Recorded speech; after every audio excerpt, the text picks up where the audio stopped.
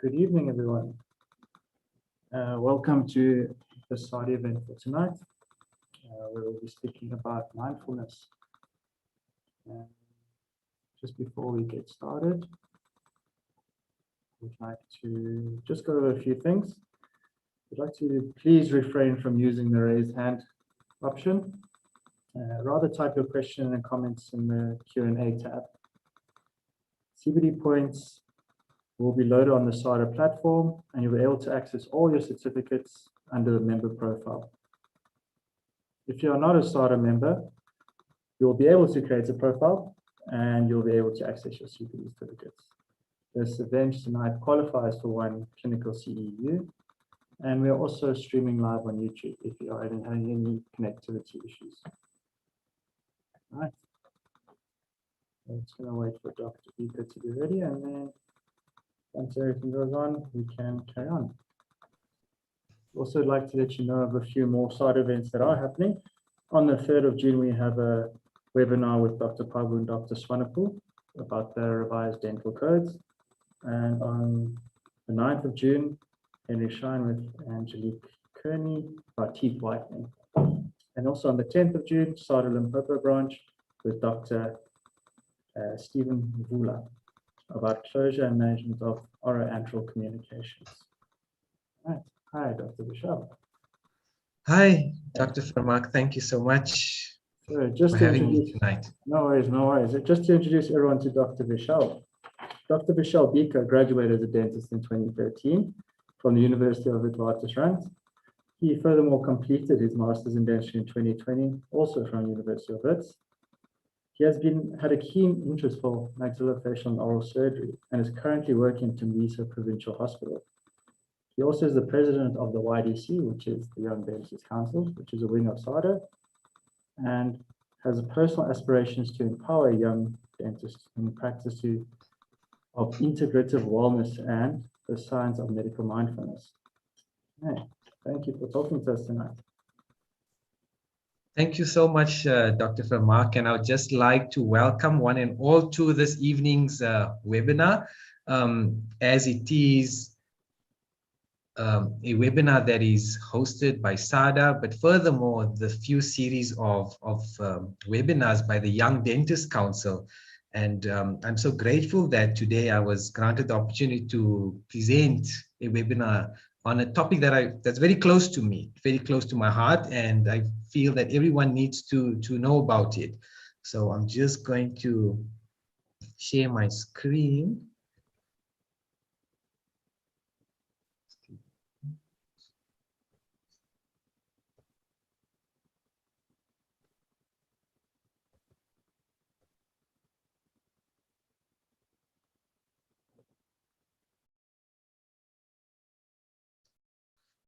There we go. Dr. Farmak, is that visible?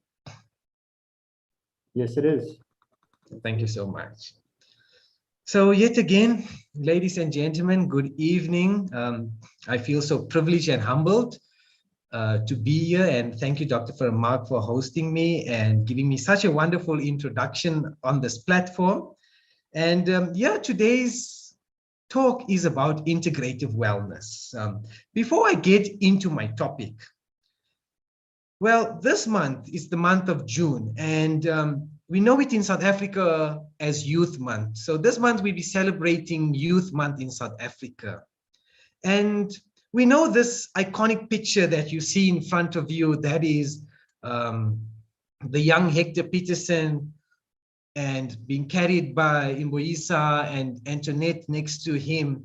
And this is a very iconic and a striking picture that at that point in time took the world by storm.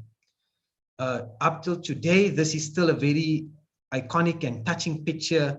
And this picture depicts the struggles, and it illustrates our fight for freedom. And up until today, I feel in our lives, in the lives of young people, we are still fighting. There is still a struggle. There's an external struggle. But on today's platform, I just want to remind you that yes, there's an external struggle, but there's also the internal struggle that every young individual goes through as well. be it the struggle of stress, the struggle of confidence, the struggle of self-esteem, and hence so forth.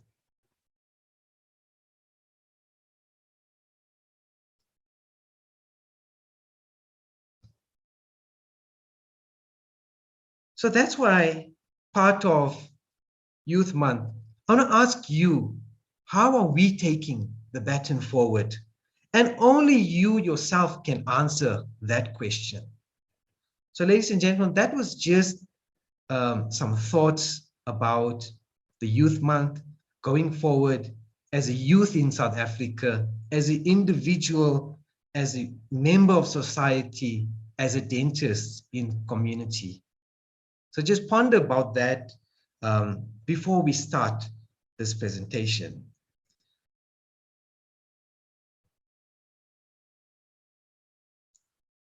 Sorry. So yes, the talk is about integrative wellness for the dentist. I know it's a very different topic this evening. Look, I'm not the master at composites and veneers and fancy dental implants. There's wonderful people out there talking about those things, and I admire all of those people that share their wisdom and knowledge. But this is a topic that's close to my heart, you know. I'll get to the definition about what integrative wellness for the dentist is. It's about yourself, you being a dentist in community, you being a young dentist in society, and we'll get to the definition of integrative wellness for the dentist. By the way, just a side note, if you see this GIF or you see this picture on this camera on the screen, feel free to take a screenshot or a print screen, and it will come to use on a later stage. You keep it on your phone and refer back to it at some later stage or after the presentation. This presentation is also available on YouTube on the SADA platform. So if you miss something or you get load shedded this evening, then feel free to go and see it on the YouTube channel. So ladies and gentlemen, as all you see these pictures, lovely people, some smiles. It's a typical day at the practice. If I may ask, how was your day at the practice? I mean, you can just run through that in your mind. If there's somebody sitting next to you, you can ask them. But is there something such as an ideal day at the practice? Dr. Vermaak, is there? Yes, there is. Yeah, is there? I don't know. I know, look, normally when we come home from the evening after long days at work, we sit with our family or a friend and we talk to them about the day at the practice. And sometimes we had struggles, we had stresses. And I don't know if there's ever a textbook definition of an ideal day at the practice. So I'm going to just narrate a short little story to you. It's about a lady with a headache going to a monk. So this lady with a headache, she has a headache and she's going to speak to this monk. And we know normally monks, they have this ability to counsel one in their times of distress. So this lady goes to the monk and says, "Dear monk, I've got so much of troubles in my life. I'm having issues with my husband. My children don't listen to me. My neighbors and I keep fighting. I don't have enough money, this and that, and complaining and complaining." After 3 hours of complaining to the monk, the lady says, "Oh, I feel better. My headache is gone." And the poor monk says, "Yes, your headache is gone because I've got it now." So this poor monk has this headache after listening to this lady for 3 hours. Now, ladies and gentlemen, in a very similar situation, that's us. The monk is you, the health practitioner, the dentist, and the lady is your patient. And we are in a similar position whereby patients come to us, they offload their troubles, their worries, they offload even their expectations. So in a similar situation, we take on a lot from our patients. Sometimes our patients even discuss their emotions with us. They see us as a health practitioner. They see us as somebody maybe a little bit superior. They see somebody who's come there to comfort you. And that's why we end up with this headache. And this is more than just a superficial headache. It's something that can act on our emotions. It's a headache of the emotions. It's a physical headache. It's a social headache. And we end up with this burden. So therefore, I want to ask you today, are you okay? I'll ask you that again. Are you okay? I'm not just passing by and saying, hey, how are you doing? Or if your patient comes, hi, doc, how are you? Or a friend jogging on the road passes your house and says, hey, how are you? Are you okay? And you'll always say, yeah, I'm okay. But sometimes is being not okay, okay? Do I always have to be okay? Some people avoid this question. They don't like when one asks them, are you okay? And we will go through certain aspects about, are you okay this evening? I came across this picture on a friend's WhatsApp story. And at first I thought he put it up as a joke, and I read it and I had a little laugh, and it says, how to fix squealing brakes, exhaust leak, belt squeaking, exhaust rattle, engine tick, wheel bearing going out. Like, this is typical of a broken car, and all of these tend to make funny noises. And his cure for all of that was to turn the radio up. And it sounds funny. Yes, it really sounds funny. Just turn the radio, all the noises will go away. But ask yourself, aren't we doing the same? Aren't we also ignoring? Aren't we suppressing? Aren't we hiding our emotions, our stresses, our frustrations? Aren't we building it up or just ignoring them? Hence, turning up the radio, ignoring all of these problems that are coming up in our life.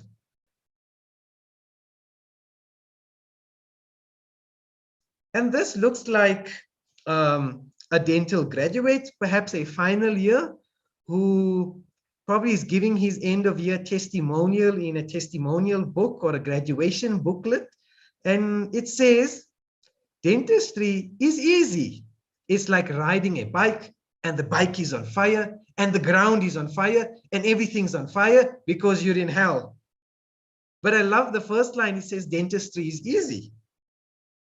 And don't we all think like that initially? Oh, I've got this. And then it's all of the fire, the ground is on fire, this thing, that thing. So today my objectives are a little bit different. That picture, that baby that you see there, that's my nephew. He's in Australia. That's a picture taken a few years ago, or maybe about a year or two ago. And I love that picture because, you know, it just shows utmost bliss. You know, it describes all these objectives that I'm going to talk about until you become a dentist. And these objectives this evening is, I want you to know that as a dentist, your mental health is priority. Your happiness is priority. And your existence is priority. Let me just mention those keywords: mental health, happiness, and existence. Sometimes in the buzz of life, the busy life, in our day-to-day routine, we tend to forget about these keywords, and we just continue as if it doesn't exist or it's non-existent. So yes, getting back to our definition, what is integrative wellness? And here's like a very beautiful definition here: the integrative process of achieving individual potential by evolving development of physical, emotional, mental, social, and environmental health aspects. Yes, that's a bit of a difficult definition to take in, but in simple terms, today, this evening, I'm going to say that integrative wellness for me is self-care. And self-care is something that we need. And why do we need it? Funny answer, because there's a need for it. And if you look at these pictures, I mean, somebody or some dentist went through some stressful notion to eventually create pictures like these, which is different types of headaches, and it gives you a migraine, stress headache, tension headache, and then a working in dentistry headache. So yeah, do you feel like this sometimes at the beginning of the day or after the day? There we see on the right-hand side, or the left-hand side rather, a picture of what looks like an X-ray, and all you see in his skull is teeth. What's on his mind? It's teeth. Is that who we are? Do we feel like that? And I would say even I feel like that sometimes. So, ladies and gentlemen, when we were in first year of dentistry, and I remember this day very clearly, I think some people who were with me in class would also remember this day, when the lecturer came up. I think it was in community dentistry, and the lecturer came up. I think this was probably on the first day of dental school. And the lecturer said, "What is health?"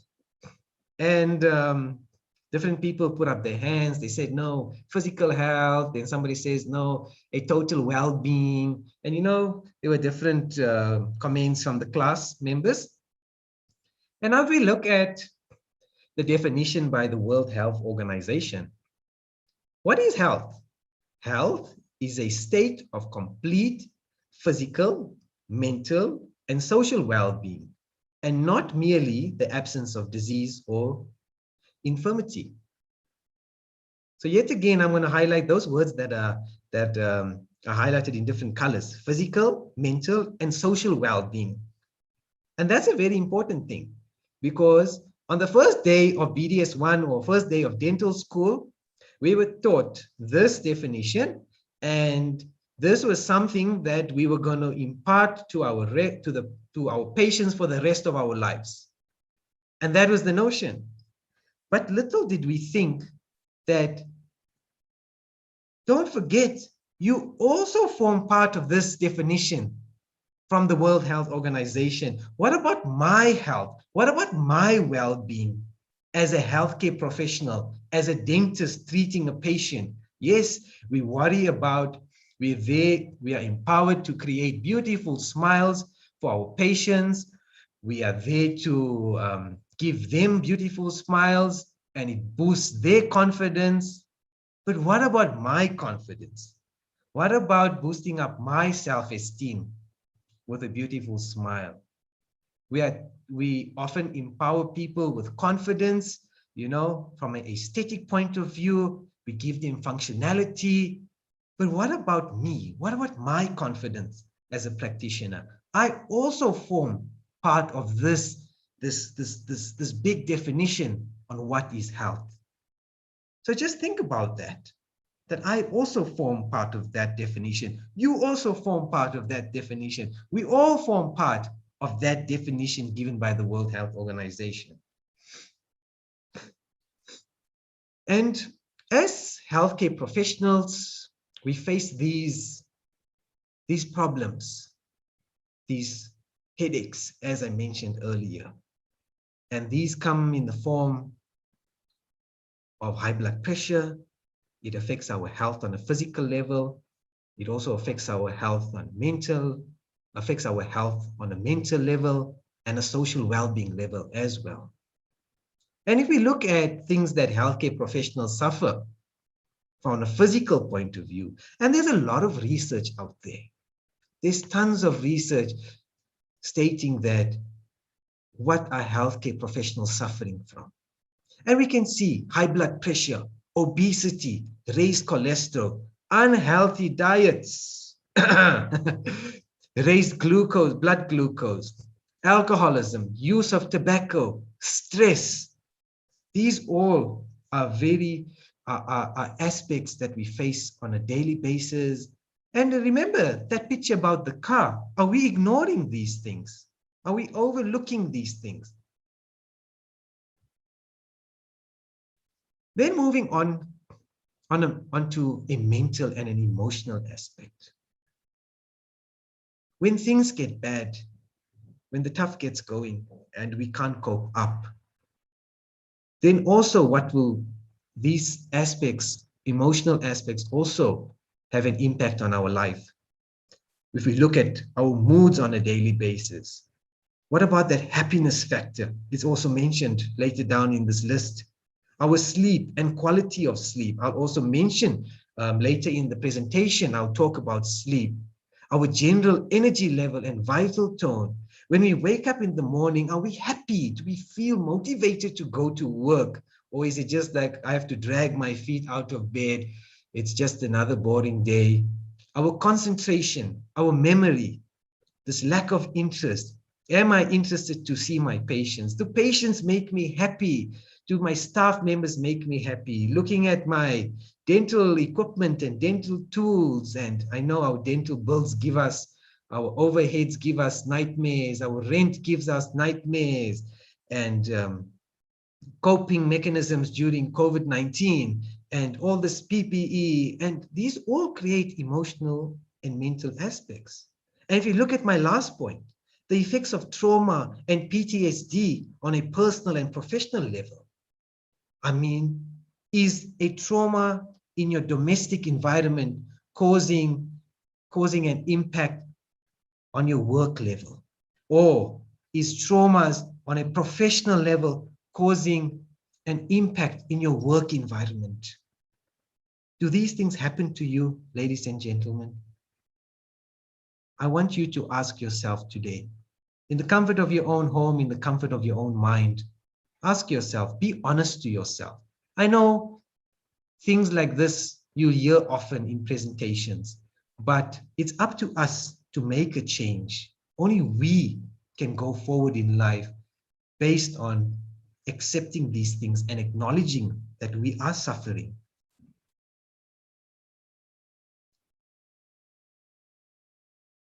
If we look at some of the social aspects, is what we're going through in our day-to-day life affecting our relationship with family and friends, our attitude towards others, our reactions in situation? A simple reaction such as if a child brings a pretty picture that he or she drew to daddy or mommy to say, here, see what I've done for you. What is your reaction to that? Are you showing kindness towards that? Are you showing appreciation? Do you value that? Do you find that special? So from simple things like that, these troubles in our day-to-day life affect all of this, the way we interact and exchange with our patients and staff. And yes, our patients always look at our mood. They look at our mood, they judge us based on our mood, the way we greet them, the way we approach them. They don't, sometimes patients don't just appreciate us being a machine. Okay, what's your problem? Open up your mouth, I'm going to fix this filling. Okay, goodbye. They want that compassion. And are we losing that compassion? Are we losing that zest in dentistry? That desire to say, look, I want my patient to be genuinely happy. My patient will judge me. I'm my own individual, but my patient will judge me and say that, you know what, just by your mood, I feel more comforting. And do we feel like this? And I mean, this happens to all of us. Look at the picture on the left-hand corner. There's a file going everywhere else besides the canal. And I mean, this happens.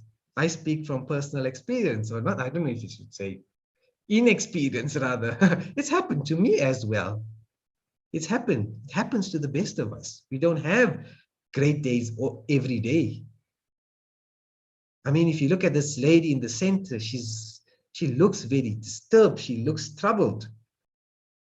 And that's all the stress going on. Look, she looks like, you know, she's had a bad day, a headache.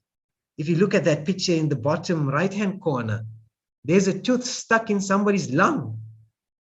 And I mean, these things can happen.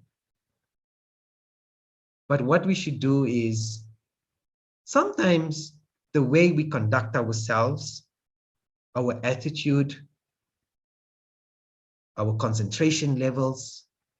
Sometimes these small things can help us prevent situations like this.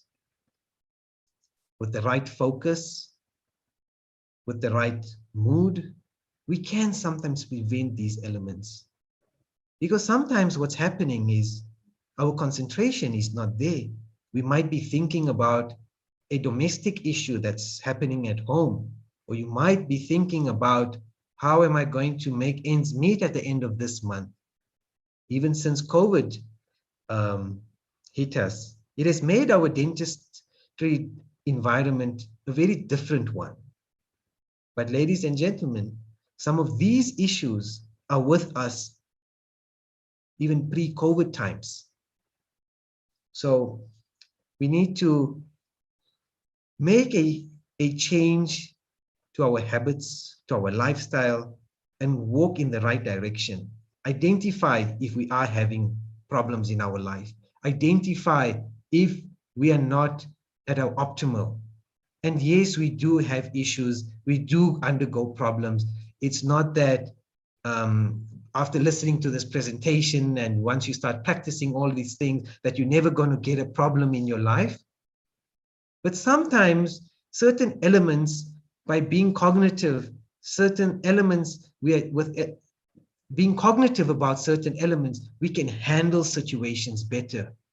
I speak from personal experience. Even I had to call dental protection recently for some advice. It happens. I'm a young dentist. I'm practicing in a practice in South African situation, in a South African setting. It happens to all of us. So ladies and gentlemen, just going back to some of the physiology. Yes, we know how stress affects us, and I mentioned how stress affects some of our body systems and our organs. And just briefly looking, I'm just going to focus on two aspects. Apologies. I'm just going to focus on two aspects of the stress response. So if you see this picture of this body, and there's some explanations there, you can read up about those changes. So in an event of a stressful person, we normally have your parasympathetic nervous system and your sympathetic nervous system. Now, when you undergo a stressful environment, a stressful response, or just in general, a stressful environment, this is what happens. Our sympathetic nervous system kicks in. And we all know this is our fight or flight response. Our heart starts beating faster, our blood vessels dilate, our heart rate increases. And yes, that's fine in certain situations. It's the body's physiology to undergo fight and flight response. But when we are constantly in a state of stress, this is what happens. And being constantly in a state of stress has this negative impact on us. And that's when all the other things start kicking in. Your heart conditions, your blood pressure, your vessels start dilating for longer periods of time. So that's on a physiological level. Then if we look at on a neurological level, now we know part of the hypothalamus, there's this system called the limbic system. And the most common definition given to the limbic system is your reward system. And it deals with and controls our emotion. And I mean, this thing is something, we all know the term neuroplasticity, and it takes in, it rewards us for our mood, it controls our emotions in a sad instance. When we are happy, you know, it rewards us, and that controls the brain function in that sense. Now, I'm going to give you a very basic example, even the working of a limbic system. We all know on a daily basis, we encounter patients, and before even a formal greeting, a patient would come in and say, "Oh, doctor, I'm stressed. Oh, doctor, I'm so scared of dentists. Oh, doctor, I hate dentists. Oh, doctor, I hate dentists." Now, our limbic system keeps getting a beating every time they say that. And there's this phenomenon called the neural pathway. And every time a patient says that repeatedly, we are creating a neural path, and that affects our emotion. And immediately when somebody says something like, oh, I'm so scared of dentists, already that lowers our confidence, that lowers our self-esteem. And I'm sure it happens to a lot of us. It's only sometimes where some people will completely ignore it. But if your first response when your patient walks in and says, doctor, I'm so scared. So this is how stress already from such a simple example is taking place on a day-to-day basis. So ladies and gentlemen, I want to say today to you, don't be sorry for putting yourself first when it comes to your emotional and mental health. You matter. You really do. Your emotional health, your mental health. I would add also physical health to this. So I'm going to discuss a few ways to manage stress and focus a little bit on self-care. Ladies and gentlemen, I know that a lot of you know what's coming here. Some of the things are very basic. Some people would say to me, why are you doing this presentation when I can just Google these things? The problem is that we say that we'll Google it, but we don't Google it. So here I'm giving it to you on a platform already, and you've registered to watch this. So take it as a reminder, even though you know these things. Just take it as a reminder. Maybe it will sit at the back of your head sometime, you know, maybe you were thinking about these things. Maybe this is just emphasizing and giving you a little bit extra motivation this evening. So the first thing I want to start with is your physical fitness. And as you can see, I've put up some pictures, some people doing some cardio, some people doing some weights. There's some yoga and Pilates, and there's also a bit of more cardio there. So on a daily basis, a lot of us are very inactive. We sit a lot for a long time on our dental chairs. We don't move much on a day-to-day basis. So I want to encourage you. Start with some physical fitness, even if it's just 10 minutes a day. Whether it's 10 minutes of doing a treadmill, or if it's you and your neighbor going for a jog around the block or in the complex, do that. Here I show that somebody's doing some weightlifting, and it's not necessary that you're doing weights and dumbbells to become big bodybuilders. A lot of physiotherapists, a lot of chiropractors emphasize the use of these exercises for dentists. Reason being, it will act on our rotator cuff muscles, it will act on our traps, because these are muscles that get strained on a day-to-day basis. With constant extractions, we get wrist stiffness, and then there's another wonderful cardio technique, that's the HIIT, which is the high intensity interval training. And that will just take 10 minutes of your time in a day, and it covers a wide variety of cardio, of muscle, of stretching. So try and look up these things. Here we have some yoga and stretching exercises. Try and include some of these exercises in your day-to-day routine. Here we see there's some dental warm-ups. I see there's a camera here, a picture of a camera. So if you want to grab a shot of this thing, look, these are like exercises you can Google. There's some shoulder blade exercises. There's some simple rotations. There's some wrist movements. I've tried some of the wrist movement exercise, and that really helps me. You know, you often get stiff wrists. I do a lot of extractions in my at the practice where I'm based at the hospital. So yes, I do get stiff wrists, I get stiff shoulders, but these exercises help me. And if you see here, it says dentist yoga. I've come across some books that are made specially, yoga journals, not necessarily journals, but yoga books and yoga exercising books just for the dentist. They designed for the problems that we are facing. And I mean, even some years ago, Howard Farron of Dental Town, who's popular in the USA, interviewed somebody who wrote a book on yoga for the dentist. And, you know, it was something that he recommended as well. You need these things on your day-to-day practice life, whether it's before you start your day or even after, at the end of day, you can incorporate some of these exercises into your day-to-day routine. Posture and pain. I mean, some of us dread this. Some of us would dread this because of strains and pains and strains.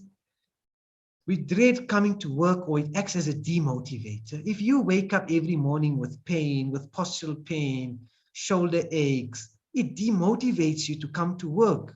You don't want to see certain cases. You don't want to treat certain patients.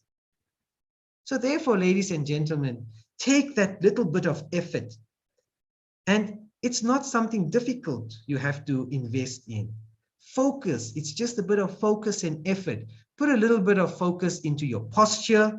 If you see in the bottom of the slide, there's a right and a wrong posture there. You can clearly see on the right-hand side, there's a guy who's using magnification. So try and improve the lighting of your practice. Try and improve a bit of ventilation in your practice. These aspects, these elements are going to make a big difference. Small elements that are going to make a big difference in your practice.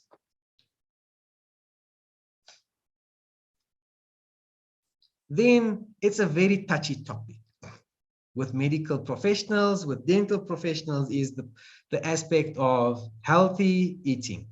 And some of you wouldn't want to listen to me or won't take my advice. I'm not giving you like a full month diet plan or dietary plan or things like that. I'm just saying you are what you eat. So try and incorporate a very healthy, balanced diet into your lifestyle. Have a colorful plate. They often associate, when you have a colorful plate of food, natural food that is,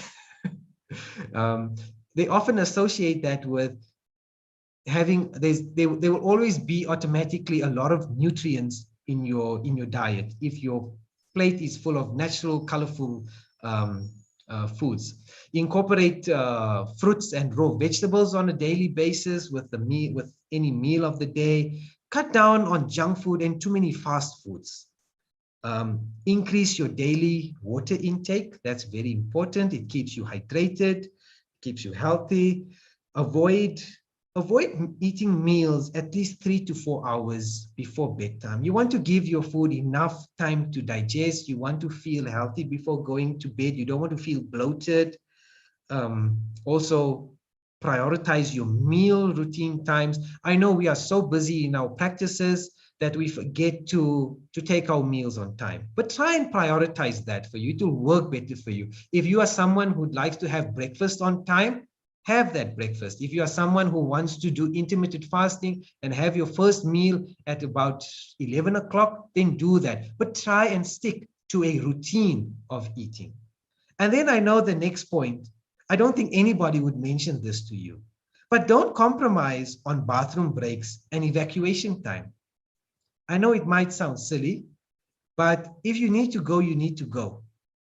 I would say it's not healthy keeping stools in for a long period of time. Sometimes it happens where there's an urgency to go to the bathroom to evacuate, but because you're busy with the patient and the next patient is coming in and then you've got another patient and you keep that in. There's been an association with colon cancer and the retaining of stools in the colon and the rectum. So just think about that as well. I don't mean to be too touchy with this topic, but yes, hope that gives you a little bit of insight. Ladies and gentlemen, this is something I hold very close to my heart. Hobbies and interests. And that's why I would like to emphasize this. Look, you are more than just a dentist. Your introduction is not just the dentist. If I say, I'm Vishal Bhikha, it's not that the dentist is Vishal Bhikha. I'm Vishal Bhikha, who is also a dentist, who likes doing this, who likes going on hikes, who likes spending time in nature. So see yourself as your identity and you're a dentist as well, but not just a dentist. And now this dentist likes doing this dentist likes doing that. No, change your identity to that you are an individual, and being a dentist is one aspect. And therefore, that's why hobbies and interests are so important, because you need to sometimes press that reset button. And it's not just about I'm staying at home doing nothing. No, it's about actively pressing the reset button by finding me time, find activities that help you to relax, go on hikes, get together with some friends, have a tea party or any other type of party, have a 30 seconds evening, it's going to get your mind off things, connect with nature. That's something I love doing. And my family also enjoys doing that, going out in nature. We connect, we go on hikes. We breathe in the fresh air, we avoid watching TV, we leave our phones at home, it's just connecting, spending quality family time. And then there's also the element of discovering hidden talents. There's so much that you can, that's within you that you can discover. You can discover that doing a new hobby. Like you see, I've put the pottery. A friend of mine told me that she does pottery, and she was introduced to pottery by a patient. So she and her patient, a dentist friend of mine, she and her patient go and do pottery together. Then there's people that enjoy reading. Take some time, get a different genre of book and read. There's this guy here who looks like he's enjoying cooking. So, you know what, do some cooking and baking, go out, spend some time with some underprivileged kids, go out there, paint, try out different things, different hobbies. So yeah, ladies and gentlemen, I want you to discover that within yourself. Google something, ask your friends, go to markets. There's a lot of crafty things that you can do to relax yourself and get your mind off workload, of stress. Yes, your work is important, but you need this time to reset as well. So I want you to take a picture of this slide. It says me time. And this is a quote from a motivational speaker who's also turns out to be a friend of mine. So it says, spend at least 20 minutes with yourself daily. Try to see through your thoughts, desires, actions, words, and values. Give yourself the self-awareness moment. This is powerful, and it'll give an entirely new perspective to things and people and situations around you. Now, there's another very interesting element that I want you to think about, and this is mindfulness and dentistry. And the term mindfulness is a very common term that's thrown around, and we think, okay, mindfulness means spirituality, or it means people lighting incense and chanting things. And it's not really always about that. And I was very surprised when I did my own research, and there was so much of research done on mindfulness and dentistry and dentists and medical schools and mindfulness. And I just put 3 here. But if you want, email me and I'll give you a long list of research articles that you can go and look at. And because I enjoy maxillofacial things, this article in the bottom here was written by a professor in maxillofacial, and how he incorporated mindfulness and professionalism in his dental school at a university in Canada. So, ladies and gentlemen, just a brief background about where medical mindfulness started. It was started off by Prof. Kibetzing, a physician, a professor in a physician at the Massachusetts Medical University. And this was in 1979, and he introduced a term called mindfulness-based stress reduction. And he incorporated it into the medical curriculum. He then incorporated it into the treating patients receiving treatment. And it was a whole program that he invented. You guys can go and read up more about it. It's called MBSR, and I think you find a lot of writing and reading on this topic. So looking at that article that I was talking about. So mindfulness in a dentistry point of view, we want to cultivate a culture of complete awareness during your daily activities. If your patient comes in, be completely aware of who your patient is, what's your patient's needs, what's your patient's wants, how are you treating them, how are you addressing them, the attitude, the engagement between them. It's full awareness, it's knowingness what you want, what your patient wants, and what's the treatment at the end of the day. And these include things like elevated levels of self-awareness, self-reflection, self-monitoring, self-evaluation, and introspection. Once we start focusing on these things, and I'm saying it's not going to happen overnight, where these things, today I'm looking at this presentation, tomorrow I've incorporated it to its full capacity in my practice. It takes time. It takes time to incorporate these things. It takes time to introspect. It takes time to adapt to these changes. Then also acceptance. Acceptance is a central part to professionalism and is second key to quality mindfulness. Being non-judgmental about oneself, to identify your qualities but not being judgmental about it.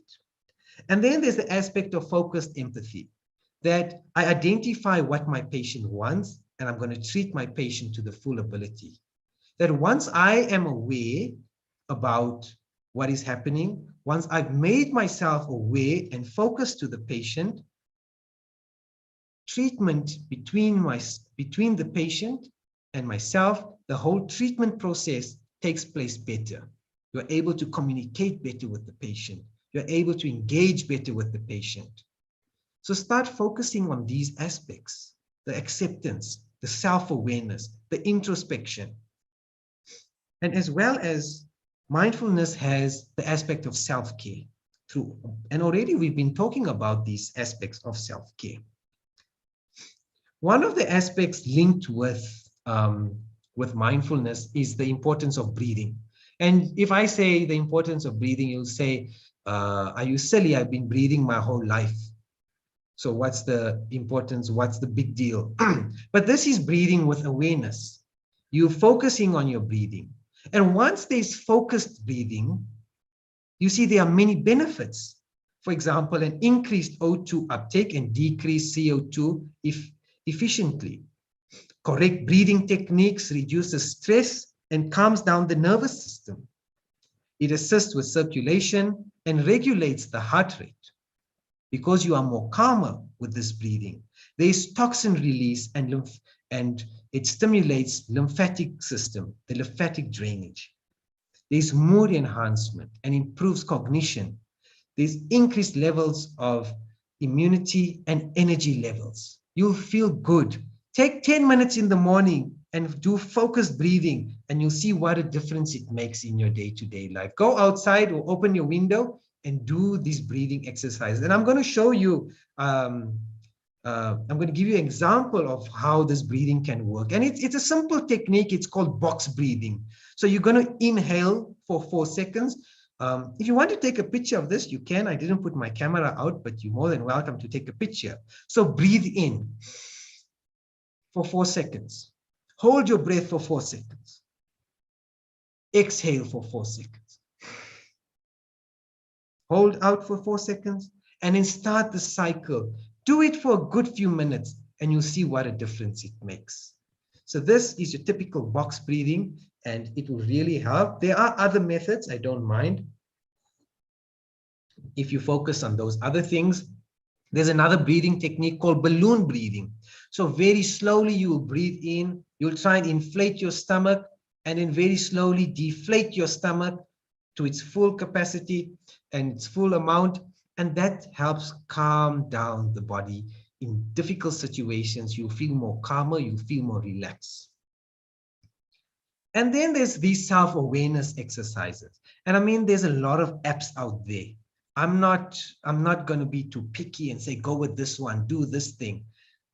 Go explore these apps.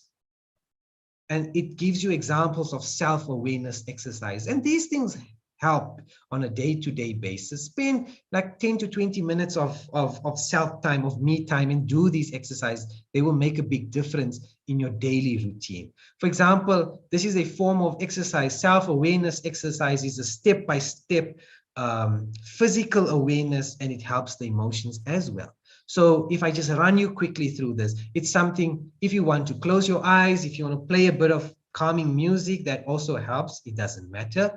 But just take a few deep breaths, and then you're going to start focusing on, okay, focus on your skull, then you'll focus on your eyes, your ears, the nose, and you just concentrate for a few seconds on all these things. Then go down, say my shoulders, my neck, my chest, my body, up until your toes, and then come back up.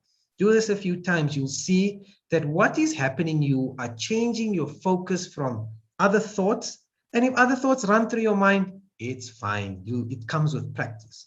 So you're going to do this self-awareness exercises. It then eventually will help take away other thoughts that's troubling you and create a focused mindset. Now, this is a very important one, I would say, is sleep. And I came across this research article, which was specific to dentists. And it says occupational stress and quality of sleep amongst dentists. And they looked at aspects like sleep quality, sleep duration, habitual sleep efficiency, and sleep disturbances. And I have come across a lot of people, young people, friends as well, that say, you know what, I don't sleep well at night. And that for me is a big issue, because I always took good quality sleep for granted until I heard so many people around me say, I don't sleep well. And that's why this is very important for dentists, and that there's research, for example, the one that's underlined here, looking at sleep amongst dentists. So if there's been research done on it, it means that it is an issue, that there's a factor out there that needs attention. And that's why we can recommend about 7 to 8 hours of good quality sleep per night. Some people take slightly less and they still feel fresh, like 6 hours. Ideally, I would say 7 hours is a good amount, and 3 to 5 REM cycles per night. That's your sleep cycle. It contains those sleep cycles, those the alpha, beta, theta cycles within your sleep cycle. And that's where you are getting good quality sleep. And we know the effects of lack of sleep. You don't need to go and research it even. You don't need to read it in an article. You'll already feel tired the next day. A long period, if you went a few days without good quality sleep, you're going to have lack of concentration, lack of cognition, low immunity, also an associated reduced libido with sleep. There's decreased appetite with lack of sleep. So that's why focus on these things. Sleep, don't take sleep for granted. Don't take it as something that I don't need. It's a very important thing nowadays. There's also research saying that sleep is one of the best anti-inflammatories that your body can undertake. Your body resets itself, your brain resets itself, your muscles tend to relax during your sleep. So, I mean, look at this picture. It's 3:20 in the morning and this guy is still wide awake. So focus on sleep being a priority as well.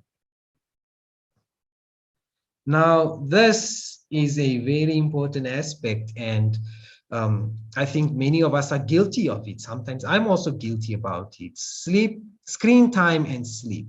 That's a habit that we gain, is looking at our cell phone just before we sleep, and you know, for an hour or two, just scrolling unnecessary. You know, we're just passing time, or it's become a habit that we're using our cell phone just before we sleep. I see sometimes we tend to binge watch some series till late at night, with our face in front of our screen. As you also go back to the neuroanatomy here, there's a tiny gland in our brain called the pineal gland, and that is responsible for our sleep cycle. It contains, it produces melatonin, and melatonin is responsible for regulating our sleep cycles, our sleep patterns, our quality of sleep as well. So once we have we spend a lot of screen time just before we sleep, that's going to mimic, it's going to interfere with the production of melatonin. And I don't want you to be taking melatonin capsules for the rest of your life if you don't need it. If you can control it, then why don't you control it?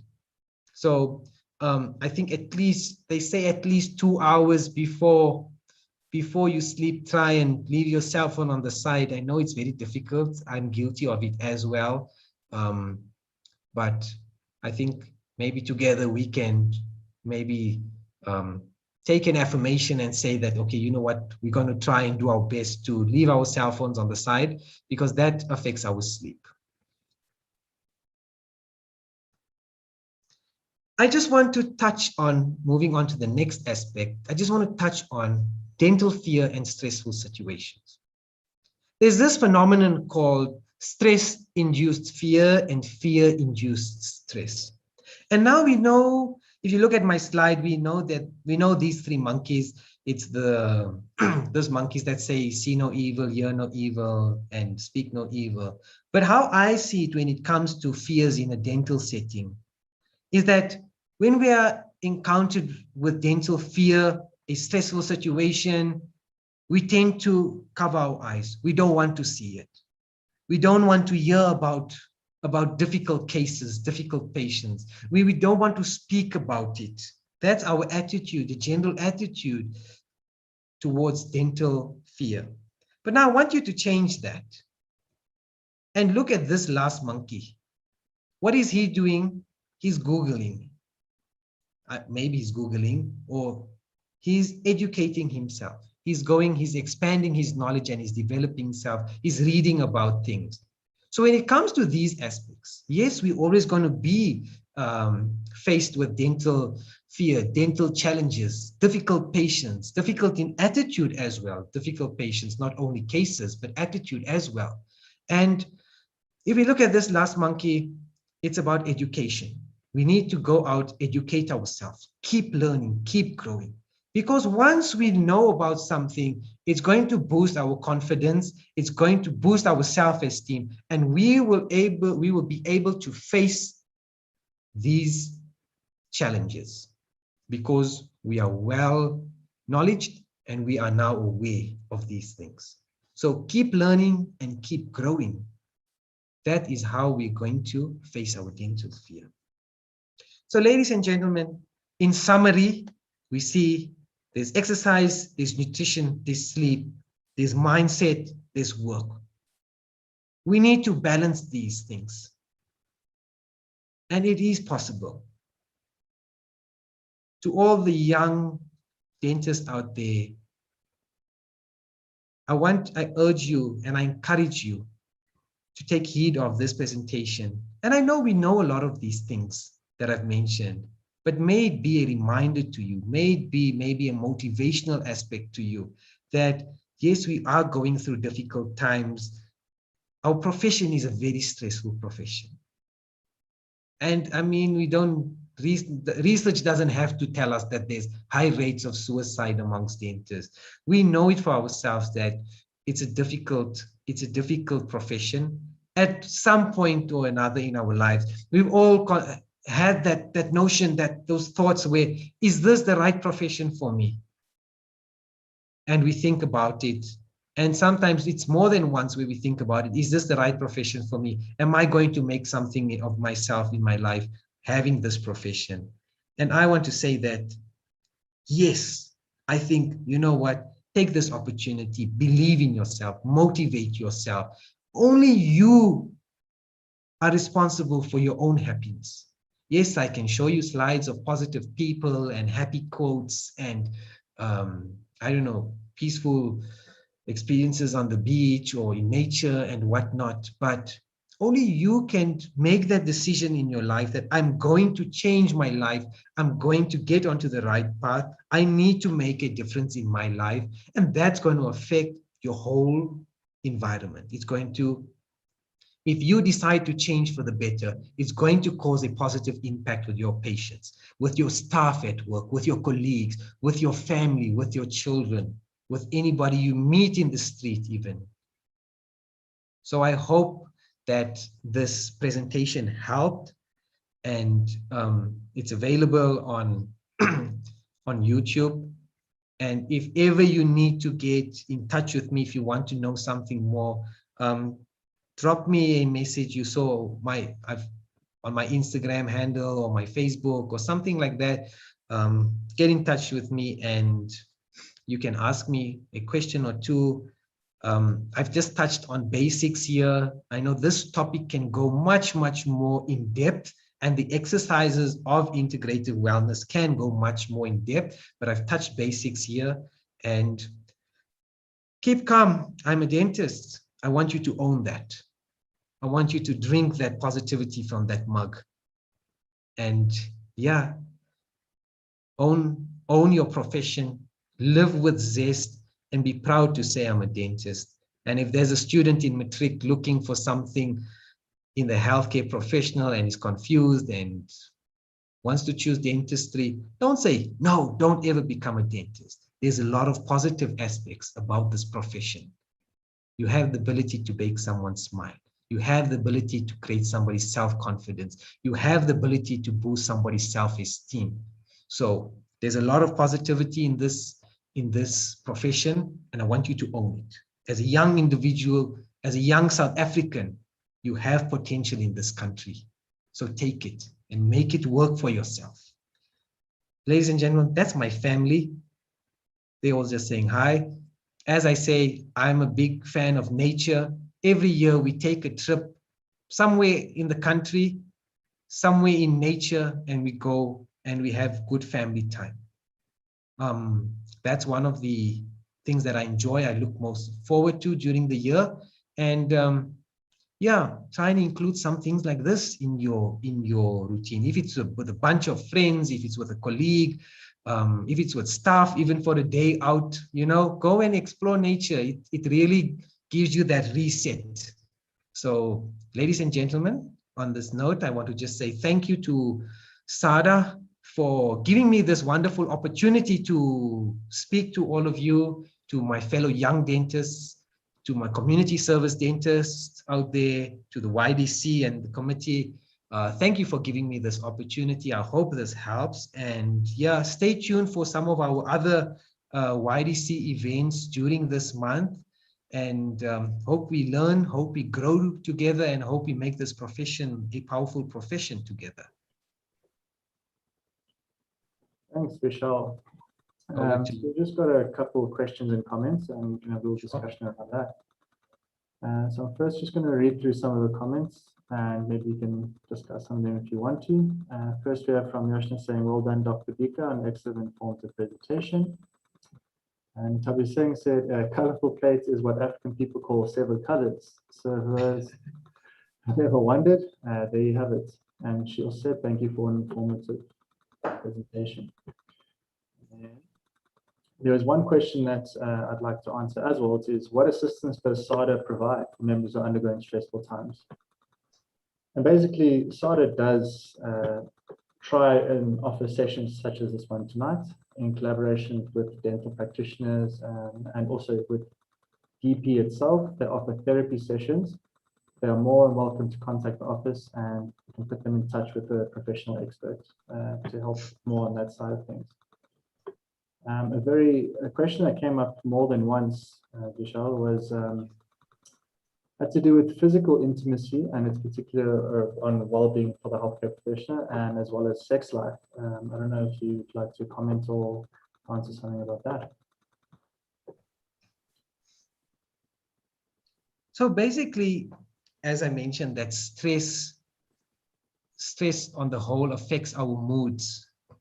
And yes, the intimacy is based on something, on moods at the end of the day, you know? So if we can control our stress elements, also our sleep, our concentration levels, just by creating a better mood with a decreased stress, even they say physical exercise, something as simple as physical exercise is able to enhance our mood. It allows us to gain a bit of confidence, and that changes our mood. And then automatically an intimacy is there.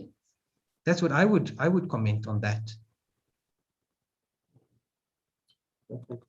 And then we had a couple questions regarding more of the diet type of things. The one question is, what importance does the speaker place on healthy gut microbe in the dentist's well-being? What about time-restricted fasting? And do you think we eat too much? Can we skip breakfast? Okay. So as I said that, look, everyone's needs with regards to to diet is different. You know, that's why I'm not there to bully you or to give you that certain diet. I'm different, you're different. Maybe you're a bodybuilder, you need to work on a certain diet or something like that. I'm just touching on a few important elements that's general for everybody.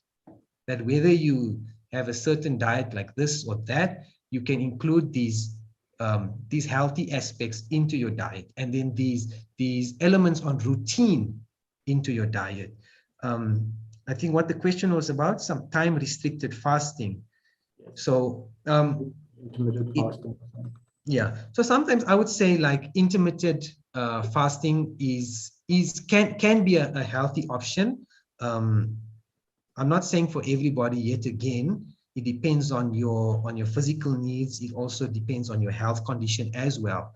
So intermittent fasting is a good and a healthy way of eating, in that you also cutting down basically on one meal. You're focusing on I would say an early lunch type of meal, and then you probably go home and have like a bigger dinner type of meal.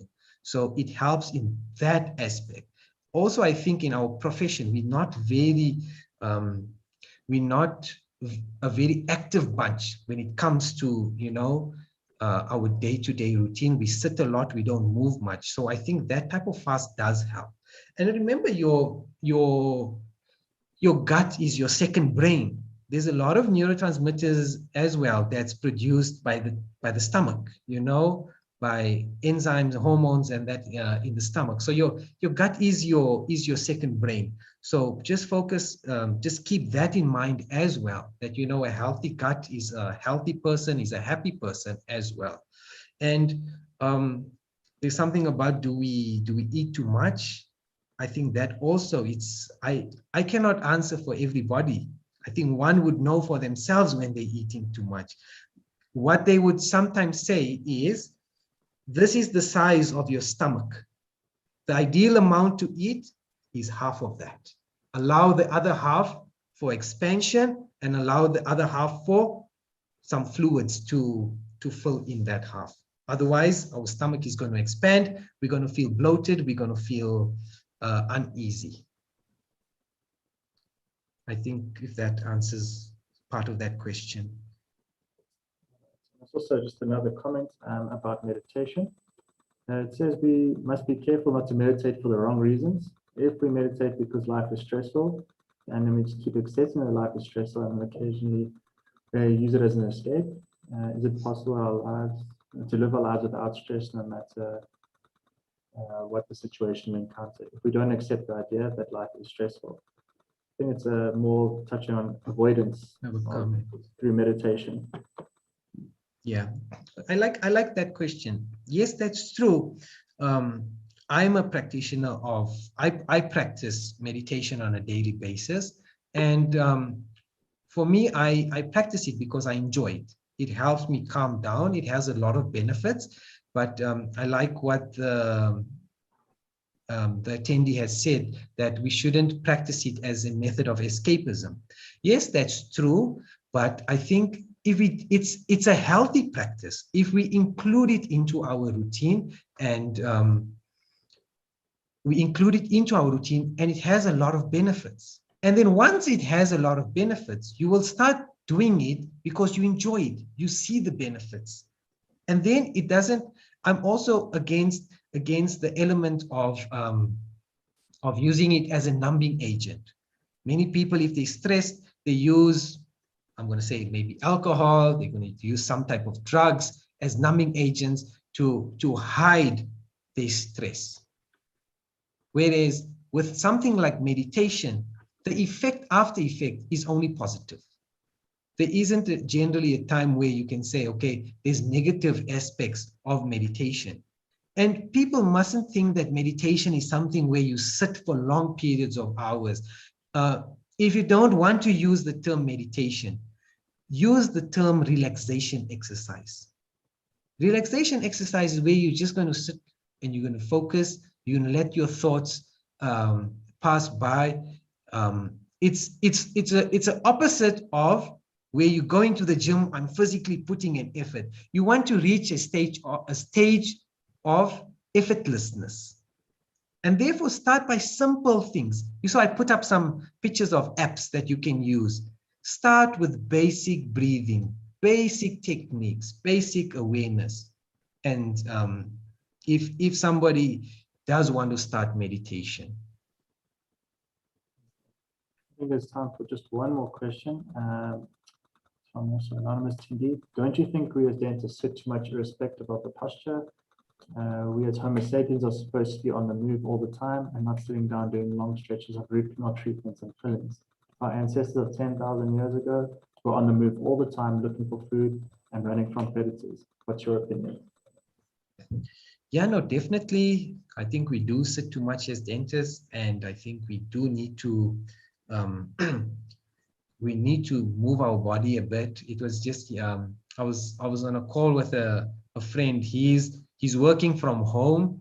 He's in IT, and he was saying to me, you know what, I'm developing a bad habit of sitting too much and sitting in front of the computer for long hours of time. And I told him, okay, I understand that where you're coming from, but just take 5 minutes in between every hour and just do a bit of squats, do a bit of sit-ups, just jump on the spot. We need to get that blood, which is sitting in stasis, we need to just get it a bit flowing. We need to start flowing, letting it flow a bit. You know, we all know that the triad of blood homeostasis and blood coagulation. So we need to get our blood circulating and flowing.